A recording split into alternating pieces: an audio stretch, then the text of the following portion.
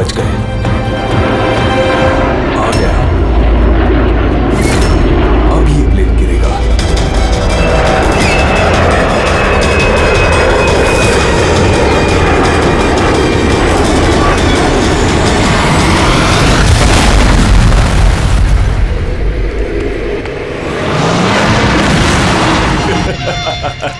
मजा आ गया।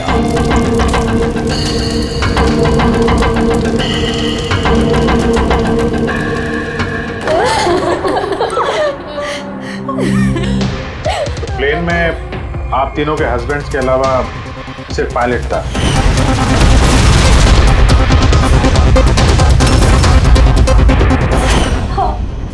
और अभी तक उनकी कोई खबर नहीं मिली। देखिए, अथॉरिटीज से हमने पूरी पूछताछ की और उन्होंने बताया कि प्लेन में कोई तकनीकी खराबी नहीं थी। तो फिर आप लोगों को ऐसे क्यों लगता है कि ये एक्सीडेंट नहीं था, कि प्लेन क्रैश नहीं था, बल्कि किसी ने जानबूझकर इनका खून किया है? हमें कई दिनों से धमकी भरे कॉल्स आ रहे थे। देखिए, आप तीनों के हस्बैंड जाने माने बिल्डर्स हैं, तो धमकी वगैरह तो हो सकता है कि ऐसे कॉल्स आ गए हों, लेकिन एग्जैक्टली क्या हुआ था आप बता सकते हैं? हाँ, वो तीनों सूरत जा रहे थे कुछ जमीन खरीदने, पर कुछ बिल्डर्स थे जो ये नहीं चाहते थे कि ये डील हो। हाँ सर, करोड़ों की डील थी, जरूर ये काम उन्हीं में से किसी का होगा। अगर धमकी भरे कॉल आ रहे थे तो आप लोगों ने पुलिस की मदद क्यों नहीं ली? सर, हम पुलिस के पास जाना चाहते थे, पर हमारे पतियों ने हमें रोक लिया। हेलो, कौन बोल रहा है? खबरदार, अगर उस सूरत वाली जमीन के बारे में सोचा भी तो, समझे? धमकी दे रहा है? धमकी दे रहा है मुझे? धमकी ही समझ लो तुम। कल सुबह 11 बजे अपनी जिंदगी की आखिरी सांस लोगे तुम। तुझे जो करना है कर ले, ये डील तो मैं करके ही रहूंगा। प्लेन क्रैश भी ठीक 11 बजे हुआ था सर। 11 बज गए, अब ये प्लेन गिरेगा।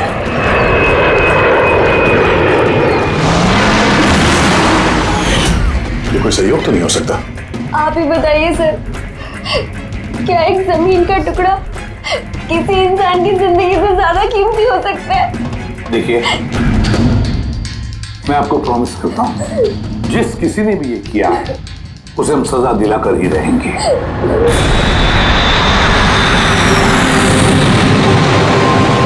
सर, हमें 5 साल हो चुके हैं ये काम करते हुए, आज तक एक भी गलती नहीं हुई है।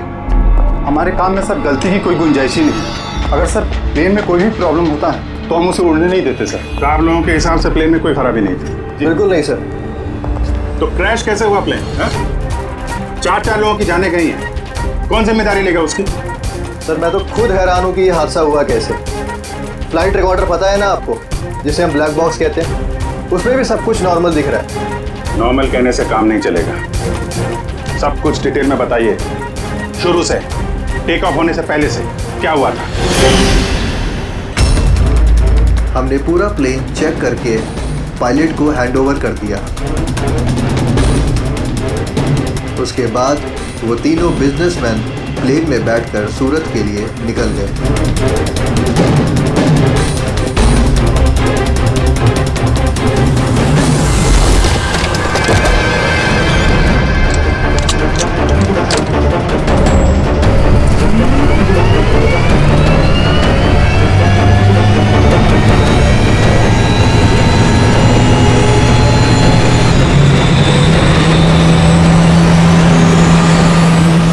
टेक ऑफ का परमिशन रेडियो फ्रीक्वेंसी पे मिलता है, मेन टावर से।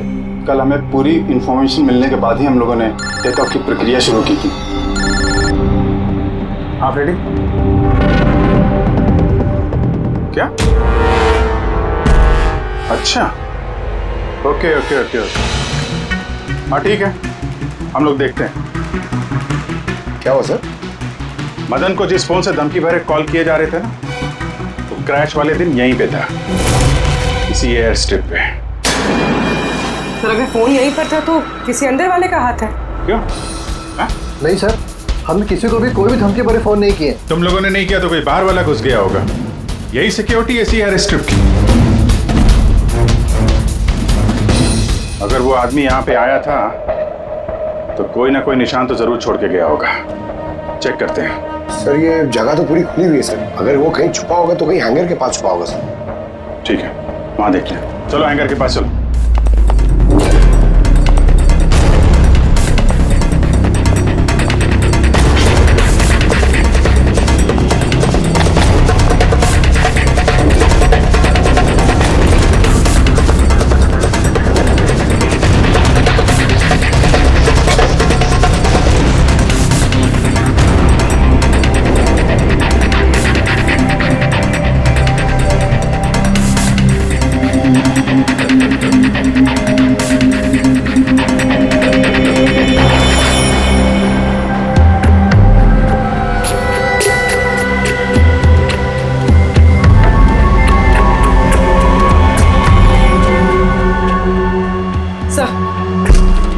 सर ये टूटा हुआ फोन मिला है। सर लगता है वो धमकी भरा कॉल इसी से किया होगा। हो सकता है तोड़ के फेंक दिया। रख लो, कुछ ना कुछ तो मिल ही जाएगा। कहाँ पे मिला था ये?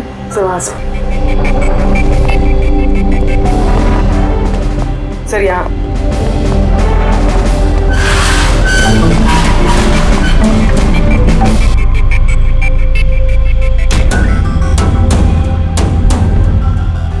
सर ये देखिए, कान जैसा कुछ लग रहा है तो कान का निशान यार। फोन भी यहीं मिला है और ये निशान भी। कहीं ऐसा तो नहीं कि वो मुजरिम यहीं दीवार पे टेक लगा के फोन पे बात कर रहा हो और हमारे लिए अपना कान का निशान छोड़ गया हो। काम करो, फोटो ले लो उसकी। सर वो कान के निशान से कुछ पता चलेगा? अरे कुछ ना कुछ तो पता चलेगा। सारुण के साहब को देंगे, वो ढूंढ निकालेंगे।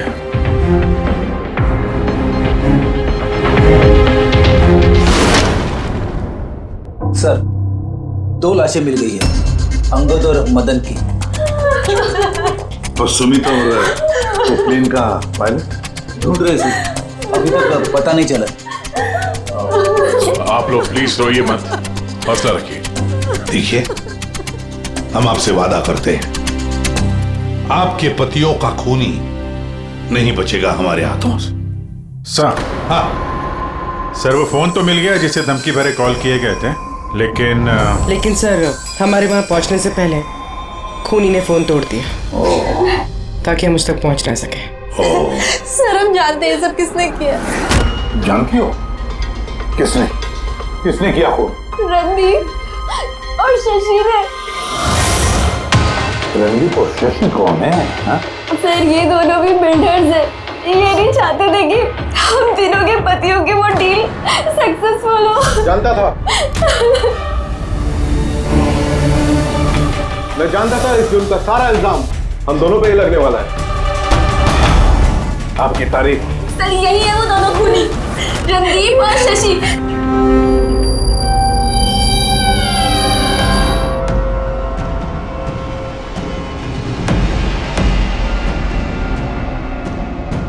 पता नहीं इन औरतों की हमसे क्या दुश्मनी है, चाहे कुछ भी गलत क्यों ना हो, ये हम पे इल्जाम लगाती हैं। और एक बार पहले भी इन्होंने हमें झूठे इल्जाम में गिरफ्तार करवाया था। अच्छा, किस जुर्म में गिरफ्तार करवाया था तुम्हें? जरा हमें भी तो बताइए। सर जब पहली बार अंगद को धमकी भरे कॉल्स आ रहे थे तो मैंने ही पुलिस में रिपोर्ट लिखवाई थी इस रणदीप के खिलाफ। और पुलिस ने मुझे गिरफ्तार भी कर लिया, पर बाद में मैं निर्दोष साबित हुआ। हाँ सर, असल में वो धमकी भरे फोन कॉल उन गांव वालों के थे जिनकी जमीन ये लोग लेना चाहते थे। हाँ तो वो गांव वाले अब भी जेल में हैं। तो ये गंदी हरकत तुम लोगों के अलावा और कौन कर सकता है? देखा सर, फिर से हम पर इल्जाम।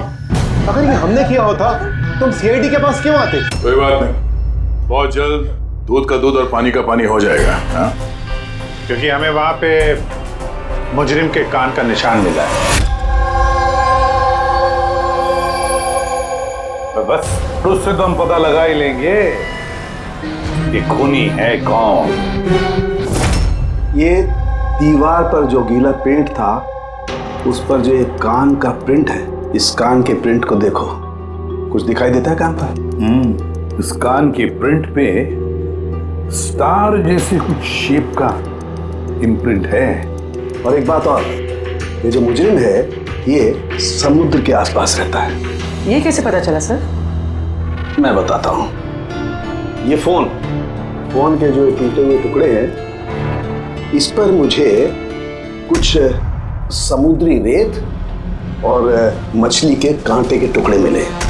अच्छा अच्छा, तो जब उस आदमी ने अपने जूते से इस फोन को तोड़ा होगा तो वो रेत और मछली के कांटे उसके जूते से निकल के फोन में चले गए। जूतों में रेत और मछली के कांटे, हो सकता है ये आदमी किसी फिश मार्केट के आसपास रहता हो। फिश मार्केट तो है ना यहाँ पे दो, एक वर्सोवा जेट्टी पे और दूसरा मड आइलैंड पे। बस सवेर अपना काम हो गया। दोनों फिश मार्केट में जाकर पता लगाओ। देखो ऐसा कोई है क्या जो कान में स्टार की शेप की ईयररिंग पहनता है।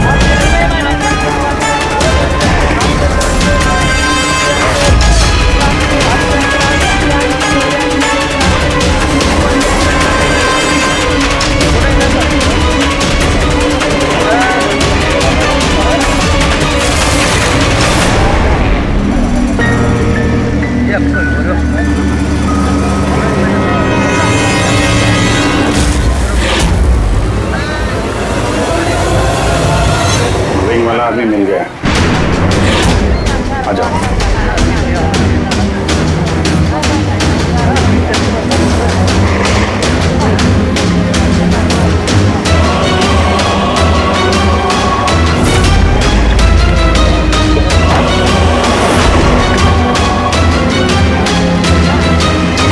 किसी से मीटिंग होने वाली है।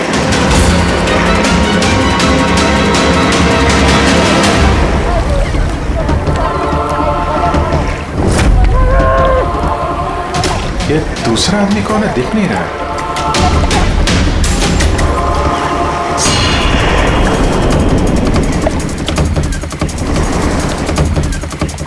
ये तो सचिन है।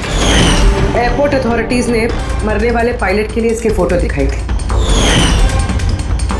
वो पायलट सचिन, सचिन जिंदा है?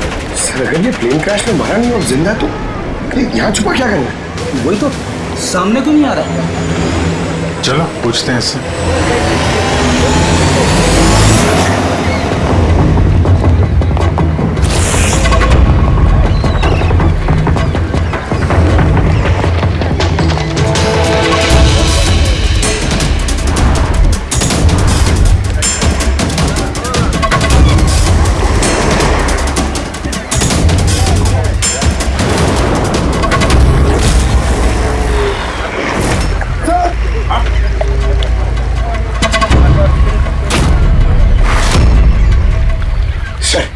ये तो मर गया। मर गया। वो देखो ना, सचिन भाग रहा है सर।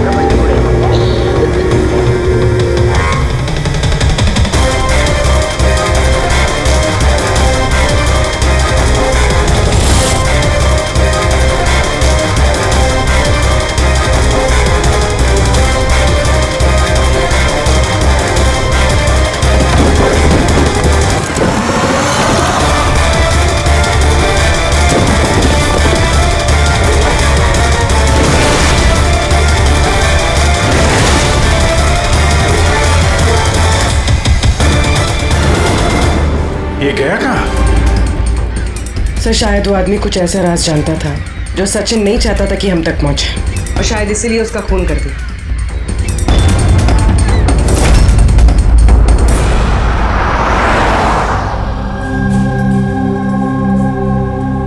सर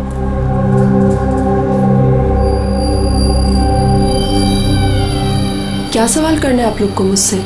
आपके पति सचिन के बारे में क्या आप बता सकती हैं कहाँ मिलेगा वो? ये कैसा सवाल है इंस्पेक्टर? आप लोग को तो पता है ना कि अभी उनका एक प्लेन क्रैश में। जी नहीं, सचिन जिंदा है। जिंदा है? जी हाँ। और आपको शायद ये जान के दुख होगा कि वो एक खून करके फरार है। वैसे कितने पैसे मिले थे सचिन को इस साजिश का हिस्सा बनकर? पैसे? पैसे नहीं मिले। पैसे मिले होते तो मैं यहाँ कॉफी शॉप में काम नहीं कर रही होती। और वैसे भी हमारी शादी कुछ ठीक नहीं चल रही थी।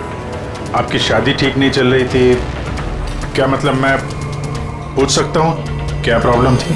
दीप्ति नाम की एक लड़की है, एयर होस्टेस है। बहुत बार कहते थे भी कि तुझसे डाइवोर्स लेके उसके साथ रहना है। कहाँ रहती, कहाँ है ये? सिंगापुर। सिंगापुर? क्या सचिन जिंदा है? ऐसा नहीं हो सकता सर, हमने खुद अपनी आंखों से उसे प्लेन में चढ़ते हुए देखा है। सर इतने भयानक हादसे में उसका जिंदा रहना मुमकिन नहीं है सर। अरे यार, पैराशूट वगैरह से कूद गया हो तो? नहीं सर, अगर पैराशूट लेके कूदता तो किसी ना किसी की नजर जरूर पड़ती उस पर। हमसे कुछ मिस तो नहीं हो गया ना? क्या क्या बोल रहे थे तुम? क्या मिस हुआ होगा? नहीं सर, कुछ नहीं। तुम्हारी बातों से तो साफ साफ लग रहा है कि तुम लोग कुछ छुपा रहे हो। क्या बात है, बताओ बताओ जल्दी। सॉरी सर, हमसे वो थोड़ी सी गलती हो गई। कैसी गलती? सर जब प्लेन टेक ऑफ हुआ तो हम वहाँ थे ही नहीं। इतनी बड़ी गलती कैसे कर सकते हैं आप लोग? हैं? सर वो प्लेन जब रनवे पे दौड़ रहा था सर, कुछ धमाका हुआ सर। कैसा धमाका? सर किसी ने दिवाली का बम फोड़ा था, तो हम लोग उसको देखने के लिए गए कि कहीं कोई सीरियस बात तो नहीं है। अरे ये तो पटाखा है। और सर जब हम वापस चल के आए तो पता चला कि प्लेन उड़ चुका था सर। ये उस दाढ़ी वाले का ही काम होगा, इन लोगों का ध्यान भटकाने के लिए। हाँ पर अभिजीत, क्यों? क्या मकसद हो सकता है इनका ध्यान भटकाने में? कुछ ना कुछ तो गड़बड़ है अभिजीत। ये जब धमाका हुआ तब प्लेन एयर स्ट्रिप पे कहाँ था, वो जगह दिखाओ। आइए सर। चलो दिखाओ। आइए।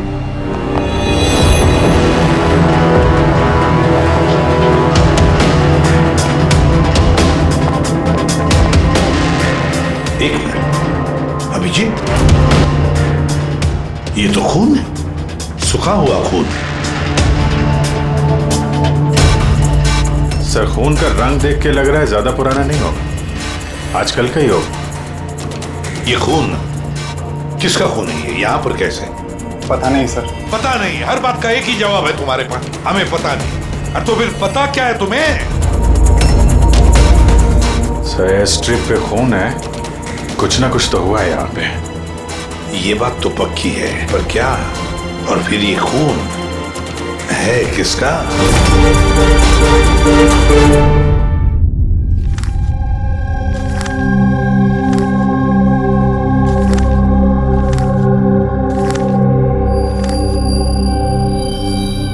बस पता चल गया, एयर स्ट्रिप पे जो खून था वो किसका था? किसका था? ये pilot Sachin.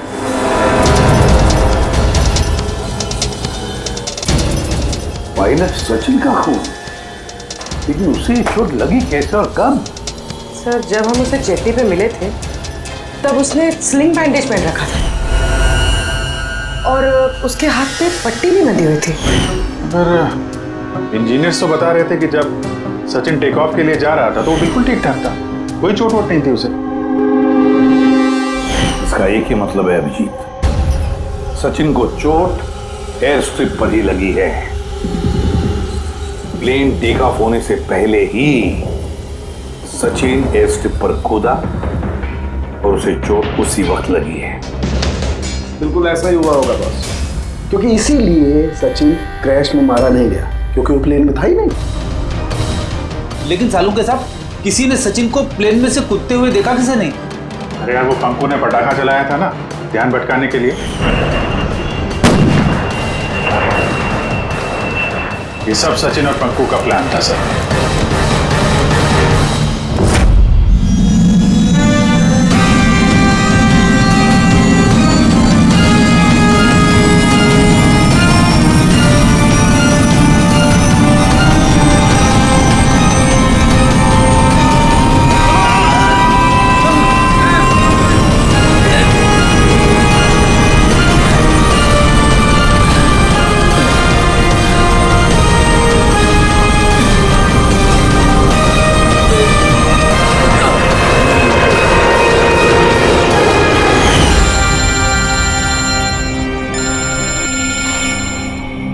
Hello, okay, thank you sir. Sachin की वो गर्लफ्रेंड दीप्ति जो सिंगापुर में रहती है, उसका नंबर मिल गया। सचिन, क्या हुआ उसे? वो ठीक तो है ना? दीप्ति, एक बात बताओ, आखिरी बार तुमने सचिन के साथ कब बात की थी? 2 दिन पहले। 2 दिन पहले? मगर सचिन की बीवी ने तो हमें बताया कि तुम दोनों का रिश्ता टूट चुका है। नहीं, शायद उसने अपनी बीवी को नहीं बताया होगा कि वो मुझसे मिलने सिंगापुर आ रहा है। अच्छा, सिंगापुर कब आने वाले हैं सचिन? अब 1 हफ्ते बाद।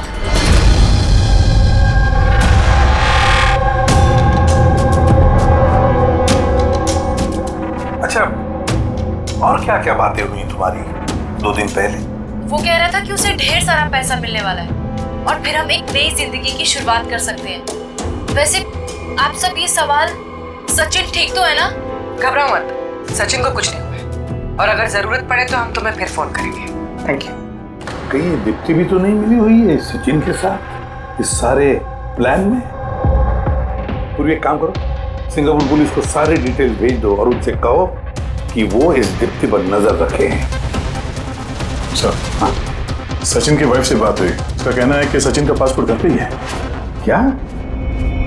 सचिन का पासपोर्ट घर पे है और सचिन सिंगापुर जाने की प्लान्स बना रहा है? कहीं ऐसा तो नहीं कि सचिन ने नकली पासपोर्ट बनाया हो?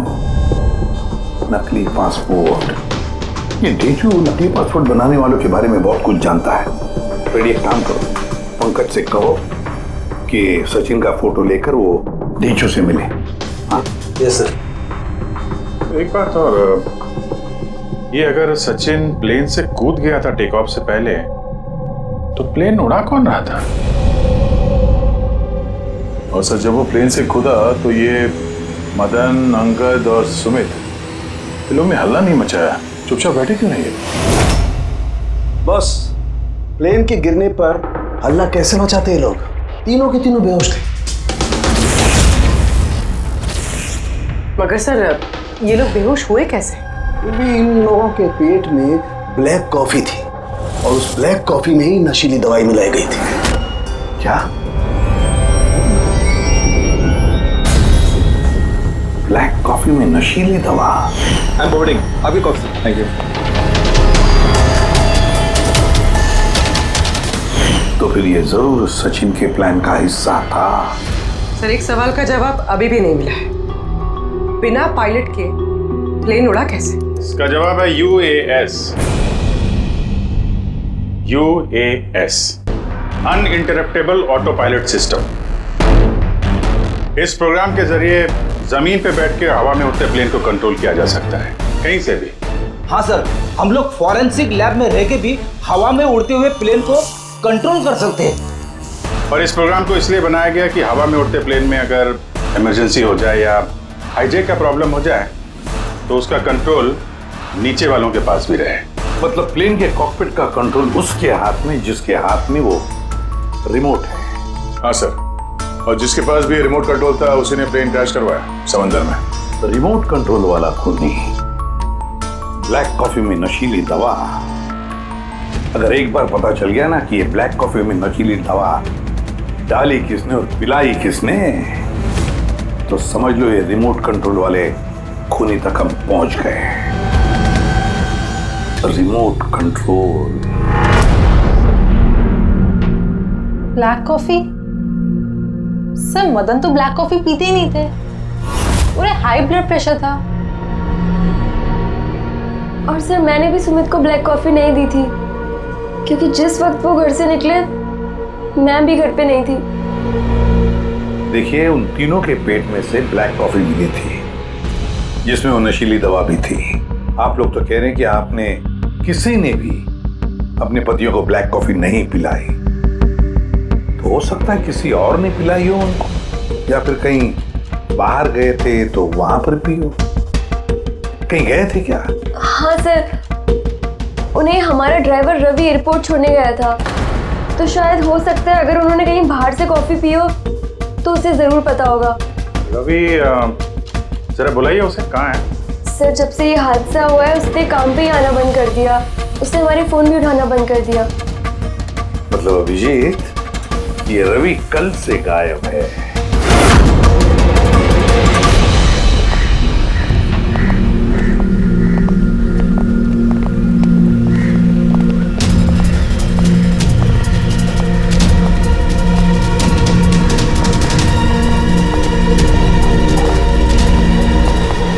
एक्सक्यूज मी, हटिए जरा, क्या बात है, क्या हुआ? देखिए सर, यहाँ से बहुत बदबू आ रही है और अभी पुलिस को भी फोन किया है, अभी तक कोई आया नहीं है। हम लोग CID से हैं।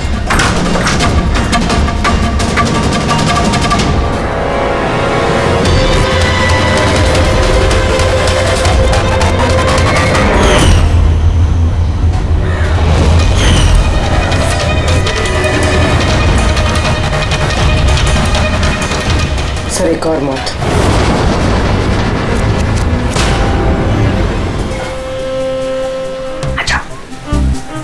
Just follow me.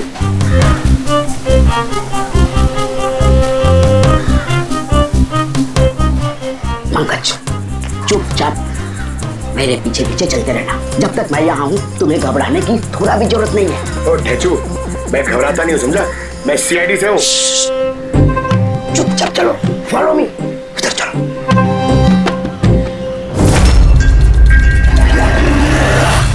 आजा पंकज।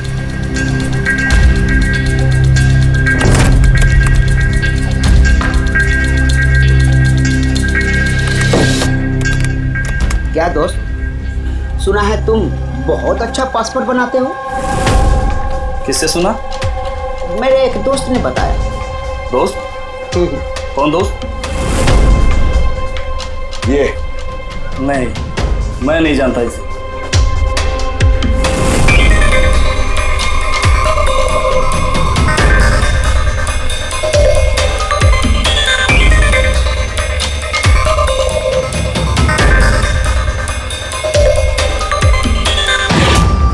ये दोस्त है तुम्हारा?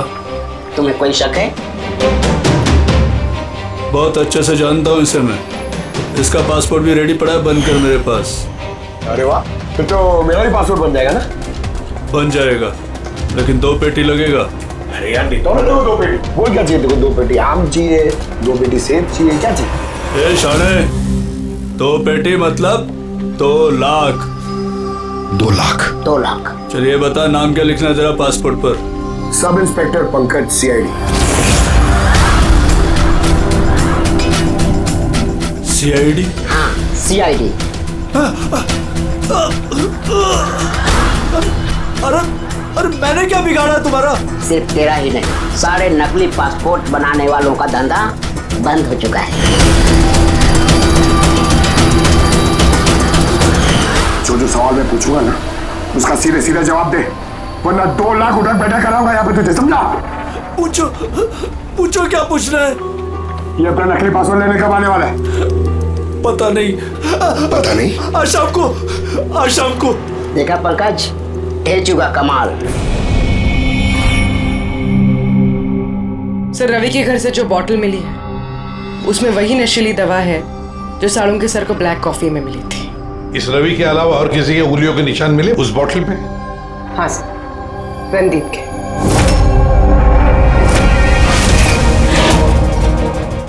रणदीप, ये रणदीप ब्यूरो में आकर जोर जोर से चिल्ला चिल्ला कर अपनी बेगुनाही साबित करने की कोशिश कर रहा था। पहले उसने रवि का इस्तेमाल किया खून करने में, फिर रवि को ही मार डाला। सर मैंने रणदीप को कॉल भी ट्राई किया, लेकिन उसका फोन बंद आ रहा है। एक बार ये सचिन मिल जाए ना, तो वही पहुंचाएगा हमें इस रणदीप तक।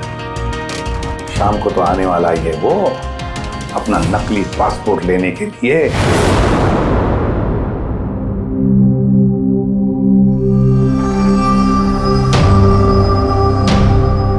मेरा पासपोर्ट रेडी है। हाँ, तुम एक काम करो, अपना पासपोर्ट उससे ले लो, उसके पास है।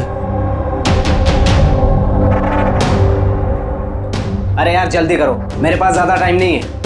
सही कहा तूने, तेरे पास तो बिल्कुल भी टाइम नहीं है। बस ये फोटो चिपका दूं? ये क्या मजाक है? मजाक नहीं है, ये सीआईडी का तोहफा है। सीआईडी? बता वो प्लेन क्रैश कैसे किया था तूने?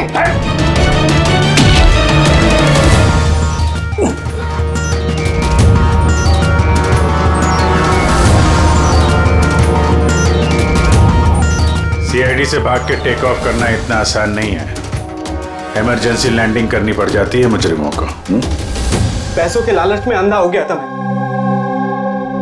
इस काम के लिए मुझे 50 लाख रुपए दिए गए थे, लेकिन सर मुझे पता नहीं था कि वो लोग मारे जाएंगे। पैसे किसने दिए थे तुझे, ये बता। सर मुझे नहीं पता, मैंने सिर्फ एक बार बात की थी उससे। पंकज, जरा इंटरनेट पर देखो, इस रणदीप का कोई इंटरव्यू वगैरह है क्या?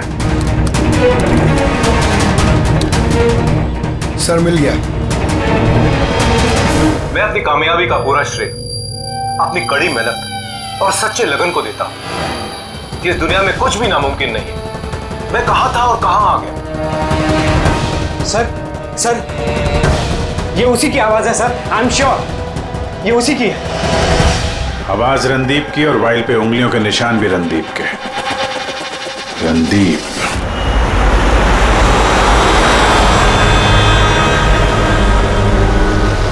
सर आगे से राइट। सर ये रणदीप का तो फोन बंद है सर, तो उसकी लोकेशन कैसे ट्रैक करेंगे? अरे फोन बंद है तो क्या हुआ पंकज, उसका वीडियो याद है? उसमें उसने अपने हाथ में एक ब्रेसलेट पहना हुआ था।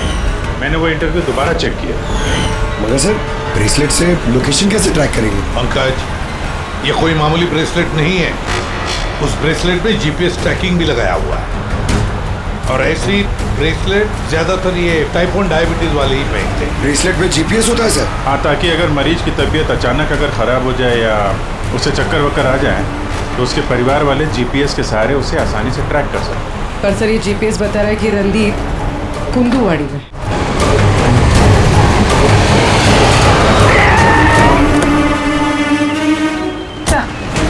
यहीं कहीं है, यहाँ पर।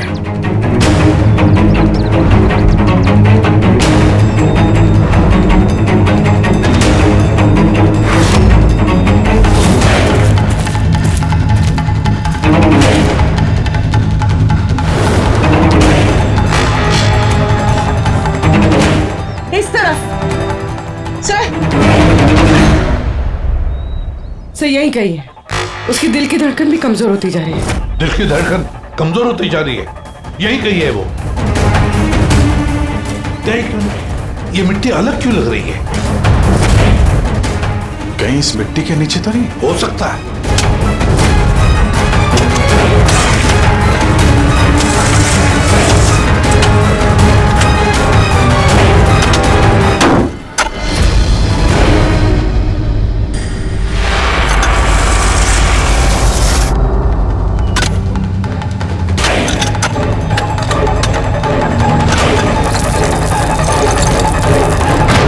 My God!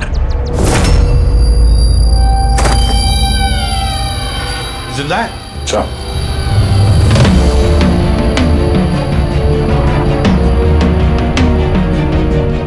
सर हम तो सोच रहे थे ये रणदीप खूनी है, पर यहाँ तो कोई उसकी ही जान लेने चला था।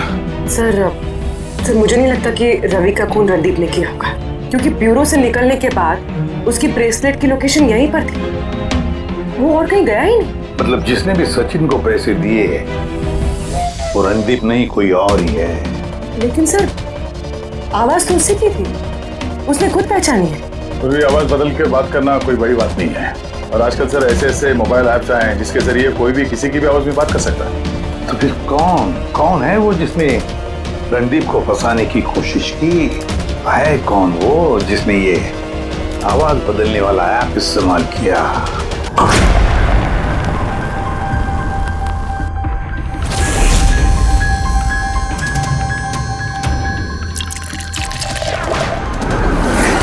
चीयर्स। चीयर्स अनीरा जी, चीयर्स। आइए आइए। आई। मुबारक हो अनीरा जी। मुबारकबाद? वो किसके? उस ऐप के लिए, वो ऐप जो आपकी कंपनी ने बनाया जिसकी वजह से कोई भी इंसान अपनी आवाज बदल सकता है। जी जी। डेमो सुनेंगे? अनीरा जी, अब तुम अपने जुर्म के लिए जेल जाओगे। अनीरा जी, अब तुम अपने जुर्म के लिए जेल ये क्या मजाक? ये मजाक नहीं है। इसी डिवाइस से तुमने रणदीप को फंसाने की कोशिश की थी ना? पूर्वी, अरेस्ट करो इसे। चलिए मैडम।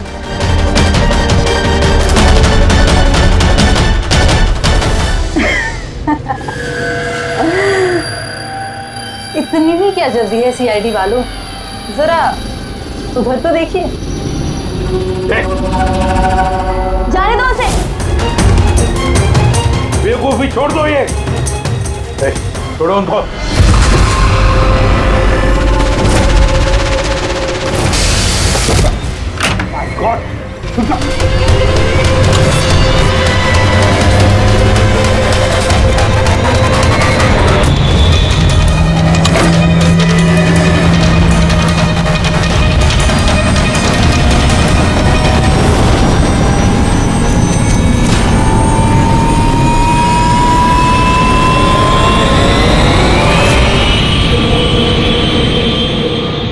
Good bye CID.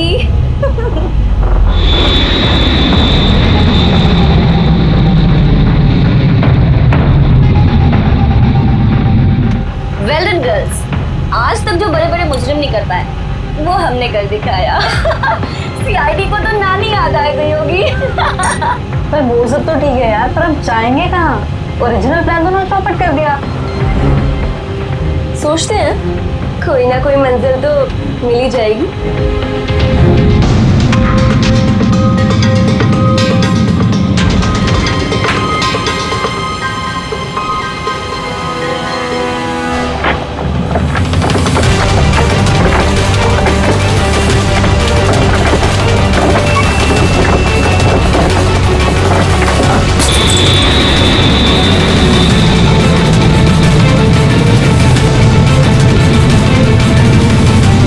अरे अमीरा, ये कैसे प्लेन उड़ा रही हो तुम? अरे मैं नहीं चला रही हूँ यार, हमने तो कहा था ना कि तुम्हें प्लेन उड़ाना आता है। अरे मैं ये नहीं कर रही हूँ, ये अपने आप हो रहा है। ओह नो, प्लेन तो उड़ रहा है।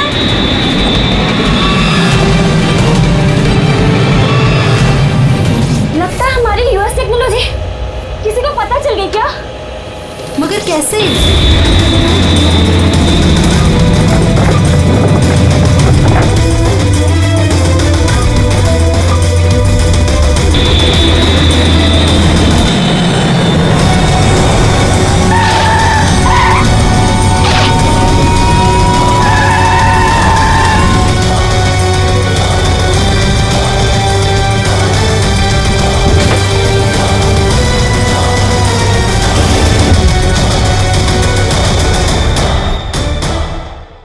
आइए।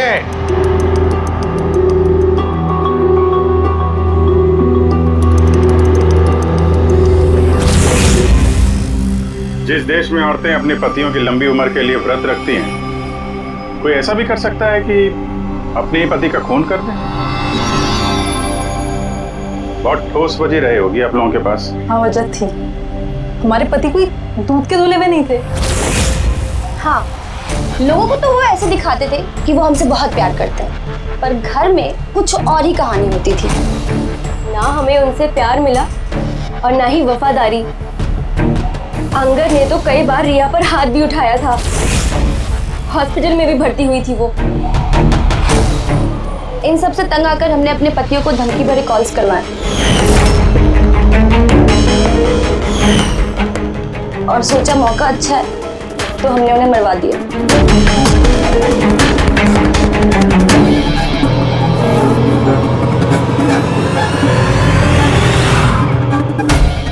और किस्मत देखी, रणदीप रवि के पास गया वो बेहोशी वाली दवाई लेकर, ताकि हमारे पति मीटिंग में पहुंच ही ना पाए। और ये चीज भी हमारे काम आ गई। तो रवि की वफादारी का फायदा उठाया तुमने, हाँ? फिर तुम लोगों ने रणदीप को जमीन में गाड़ दिया ताकि हमें ऐसा लगे कि वो जुर्म करके फरार हो गया है। पिंजरे में बंद घुटन भरी जिंदगी जीने का कोई फायदा नहीं था। हमें आजादी की हवा में सांस लेनी थी। आजादी की हवा में सांस लेने के और भी तरीके होते हैं अनीता जी। पति को मारना सबसे गलत रास्ता। सही होता अगर तुम पतियों से अलग हो जाती, लेकिन नहीं, तुम तीनों ने ऐसा रास्ता चुना जो तुम्हें घुटन भरी जिंदगी तक ले जाएगा, और वो भी जेल की सलाखों के पीछे।